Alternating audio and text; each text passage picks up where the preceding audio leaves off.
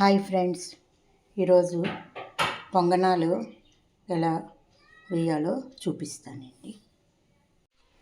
చూసారండి, ఈ పిండి నేను అటుకులు, బియ్యము, ఒక గ్లాస్ అటుకులు 2 గ్లాసులు బియ్యం కలిపి ఒక 5-6 గంటలు నానబెట్టిన తర్వాత మెత్తగా ఈ విధంగా గ్రైండర్ చేశానండి. చూసారండి, గ్రైండర్ చేసిన తర్వాత ఉప్పు కలిపి ఒక 3 గంటలు ఉంచితే మనకి పులిస్తే చక్కగా ఉబ్బినట్టుగా మెత్తగా వస్తాయండి. ఈ పిండిని చూసారండి, అందులో కొంచెం కొంచెంగా నూనె వేసాను. ఇప్పుడు గరిటెతోని ఈ పిండిని ఇందులో ఈ విధంగా వేసుకుంటామన్నమాట.